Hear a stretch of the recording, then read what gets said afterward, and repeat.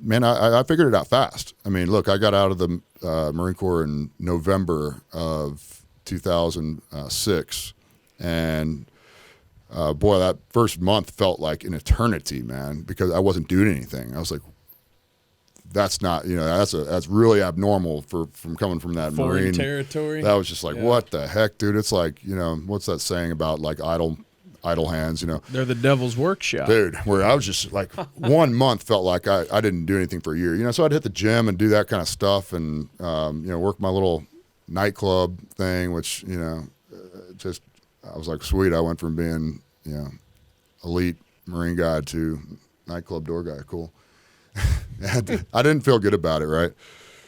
I was upset and angry about the GI Bill thing not working out because I couldn't immediately start school. I just couldn't afford it. So naturally, the next progression in your mind was, especially when you're living in the Plano area, is to and boy, I looked around and Plano had changed. There's the Shops of Legacy. There was all these things going on. The wealth was more outwardly displayed than I can remember growing up around there. So and this time I'm 22 years old, and that's what I noticed, and especially in that scene, a little bit of a pretentious scene over there in the shops in the first little martini club. And I remember this guy pulls up with a Lamborghini with the doors that go up and yellow, and I was like, that might be the first Lamborghini I've ever seen in my life, right? And I was just like, it left an impression on me. Ryan and I know a guy with a couple of those. Yeah? Yeah. That's cool. Yeah, I never turned into a car guy, so it's the strangest freaking thing that fancy car impressed me at 22, and it did. I was like, I want to be like that guy, right? So, I let him in the shout out to Jim Fernandez, man, because that was the name of that guy, and I let him, I kind of let him into the place and treated him like he was royalty and shit, and did that over the next couple of weeks, and that's what I started looking to do. I was like, all right, man.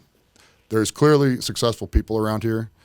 Time to network. It's I guess that's what it's called. I didn't know what the hell I was doing. I was just like, I need to talk. I need to figure it out, right? And maybe I can just through knowing somebody, maybe they'll see something in me and be able to like start employing me. But at that moment, and I draw on that little Lamborghini moment, especially feeling like some level of despair because I was still trying to figure out who I was and what my new identity was and how do I stack up in this world. There's all this outward display of wealth and fancy cars and nice homes and and there's Capricorn 22-year-old me feeling a lot older than in my wisdom than I was in my age. And so I just became hungry at that moment for success, man. I became obsessed with this idea of success. Is that when the entrepreneurial spark? That's it.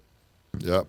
That was well, I didn't know it yet, but that was the it was like what happened in my mind was the same thing that happened back in a combat environment where I literally just decided I wasn't going to be scared. And at that moment I was like, you know what?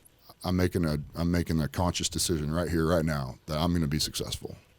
I'm going to be like that guy, right? And just, I don't know, you go into God mode, with your eyes, man. It's like I don't need 6 hours of sleep anymore. I don't need 5 hours. I need 3 hours of sleep. So I after over like a week or two, something like that, I talked enough with this guy Jim and figured out what it was that he did, and he was a oil and gas broker, which I had no idea what that meant at the time. And I'm pretty sure that's exactly what I said to him. I was like, look, I have no idea what that means. Do you need a degree to do that, right? And he said, no, you've got to pass your securities exams and you've got to do that. But it's sales, right? You got to be a good salesman. I was like, well, I've never exactly sold anything before in my life. So I was like, but whatever, man, I'm in God mode, right? What's it take? Show me, right? And I felt capable, and that is the gift that the Marine Corps gave me at that young age. Like I felt capable. I was like, man, I've come from doing all this shit. I felt like I could run through freaking walls, whatever it was that you wanted me to do. I felt like I could do it. and I saw a path, right? So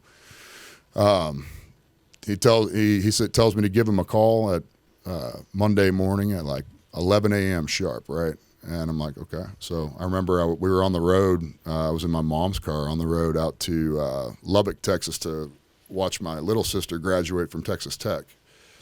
And I pulled out my phone at like 10:45, like a good Marine. He's always 15 minutes early, right? And I called this guy, Jim, and I said, hey, it's me. I don't know if you remember me or not, but and he's like, oh, I didn't know if you'd call or not. I was like, no, I'm very serious, right? So, he sets me up with my first interview, basically, and you had to wear a suit and tie, to the interview.